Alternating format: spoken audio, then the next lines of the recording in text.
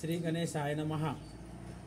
16 सोमवारचं व्रत, 16 सोमवार संकटी हे कसे करावे त्याचं शास्त्र असं आहे। प्रत्येक सोमवारी महादेवाची पिंड पाठवर काढायची, वाळूची पिंड काढायची, पांढरी साडी ब्लाऊज परकर नेसून त्या महादेवाची आंघोळ करून साडी नेसून पांढरं वस्त्र नेसून पूजन करावं। 111 बेल त्या महादेवाला व्हायचा। प्रत्येक सोमवारी 16 सोमवारचं व्रत आहे, असं 16 सोमवार करावं आणि प्रत्येक सोमवारी महादेवाची पिंड पाठवर करायची, त्याच्यावर 111 बेलाचे पानं व्हायचे, बेल व्हायचं, गोल धोत्र्याचं फुल व्हायचं आणि ते व्रत करावं। ज्यांचं मुलामुलींचं लग्न वगैरे होत नसलं, कोणाला काही प्रॉब्लेम आडवा असला बा काही हे असलं तर हे 16 सोमवार केल्यानंतर ते व्यवस्थित पार पाडतो महादेव।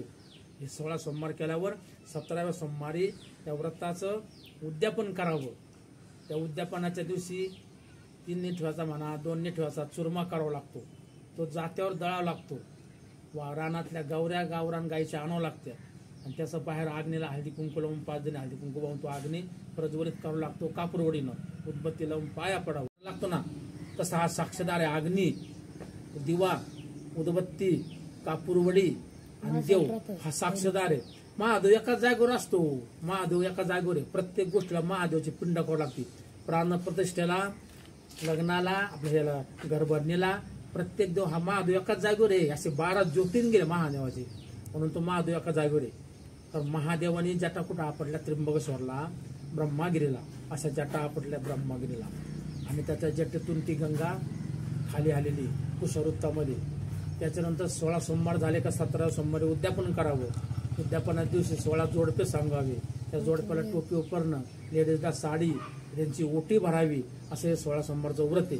आणि प्रत्येक सोमवारी पिंड वाळूची करायची, पाटावर पांढरं वस्त्र नेसून त्याची पूजन करा, 111 बेलास पानवा, उदबत्ती आरती करा, संध्याकाळी परत आंघोळ करून पूजन करायचं। त्याच्यावर तो खडी साखर प्रत्येक सोमवारी निरंकार उपास करायचा। पाणी प्यायचं नाही दिवसभर, पाणी प्यायचं नाही प्रत्येक सोमवारी, आणि खडी साखर संध्याकाळी तो उपास सोडायचा। असे 16 सोमवारचं व्रत आहे।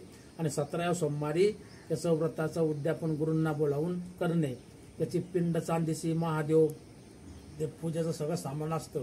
जोडप्यांना टोपी उपरणं, साडी वगैरे द्यावी लागते, गुरूंना सिद्धाद्रव्य वस्त्र अलंकार दक्षिणा द्यावं लागते। आणि हे व्रत केल्यानंतर माणसाच्या सर्व इच्छा पूर्ण होतात। ओम नमः।